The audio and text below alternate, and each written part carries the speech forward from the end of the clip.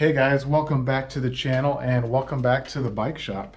So one of the questions that we get quite often from new riders is where can I find trails to ride on and how do I navigate the trails once I get to the trail? And today we're going to answer that. So here in the shop we have a cool map that my wife actually painted that shows all the different off-road trails that you can ride here in the Houston area. A lot of people here in Houston, they're surprised that there's this many trails. So how can you find these trails and how do you navigate once you get to the trail? So we're going to answer that today. Over the years, I've downloaded and used a lot of different apps for bike navigation, and a lot of them cost money or you can't use them offline. But one that I've used and enjoy using is Trailforks. It's free, you can use it offline, and has a great network of trails. The next step is to download Trailforks for iOS or Android. The links are in the description below. You're going to then download the trails for your area, for your region. You'll see all the different trails here. This is the Houston area. Those that are familiar with this area, they'll see the Timberlane Trail over there and the always fun Cypress Wood Trail with the different routes, and also the famous Cypress Creek Trail. And so these are some of the trails that are close to our shop.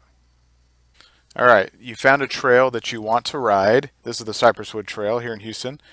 And you're at the trailhead, so you get your phone out, turn on the app.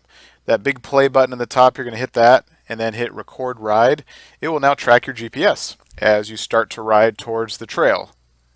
Okay, you're riding along, and then you come to a part of the trail and you're like, uh-oh, where do I go from here? You could go one direction and you could end up in just right towards one way out there, but that's to the right. Or you could go left on no brakes and you can have a fun little jog out towards the road and then back down towards one way out. So you could miss that whole trail if you just guess and go to the right without having a good map to try to navigate.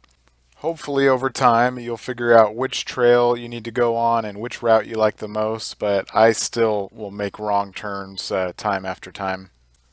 Another neat thing that I like about Trailforks is it seems to be pretty popular with the mountain bike community. You can go into the Discover tab on the left there and you can look and see what other users have posted.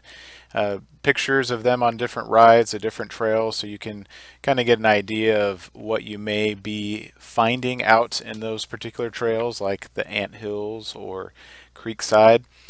You can create an account with Pinkbike so that you can log in and save your rides and also share them with others.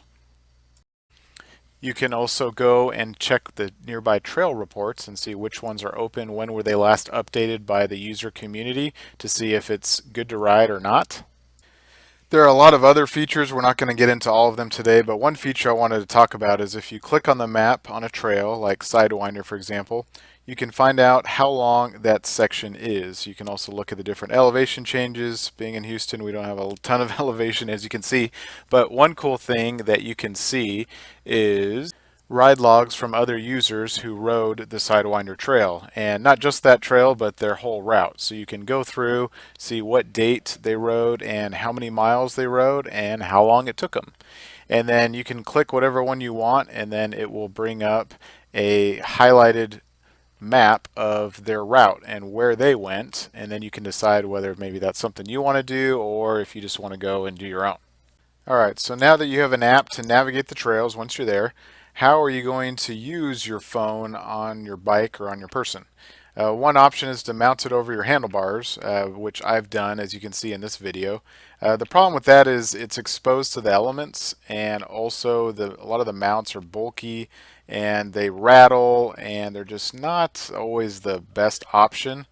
In addition, you're using your phone's battery life, which in case you needed it for an emergency, you're burning all your battery on navigation and so forth. So I'm going to propose a few options that you can consider. One option that you have is to get one of the new Garmin Edge 530s, one of these fancy mountain bike computers.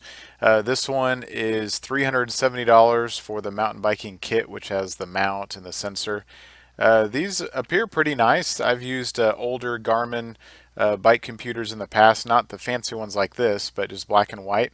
These new ones, actually with the 530 and up, you can get Trailforks actually installed, which is why I wanted to talk about it here.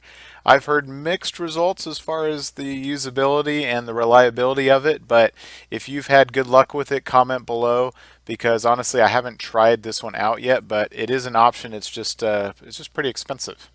Like I mentioned earlier, you can use your own phone and use it for everything instead of getting a separate computer. The cons of that is that you're using your battery life, like I mentioned, and they're expensive. So if you break it, yeah, it's expensive to replace.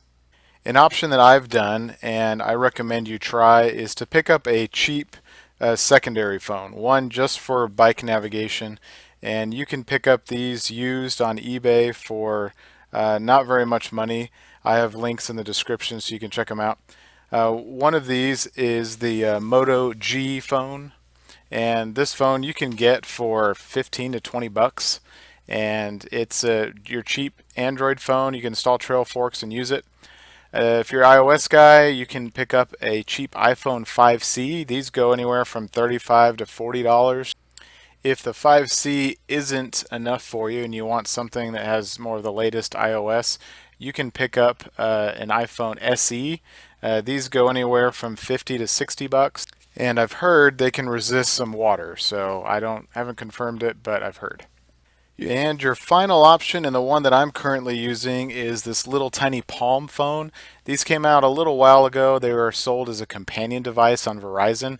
I don't think they've sold very well, but that means you can pick them up pretty cheap on eBay. We also sell them in our store with a armband for 150 bucks. What I love about the Palm phone is how tiny it is. Look at it next to this iPhone SE, which is already super small. And then if you put it next to my 7 Plus, this thing is so tiny, which is awesome when you're trying to use it mountain biking, because it's not going to take up much space.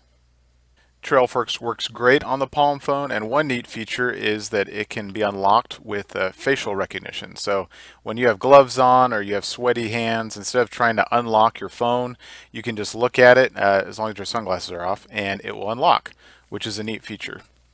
So how are you going to mount the Palm phone? Well, I came across an idea from Palm's website when they had a picture of Steph Curry using it at the gym with this armband thing.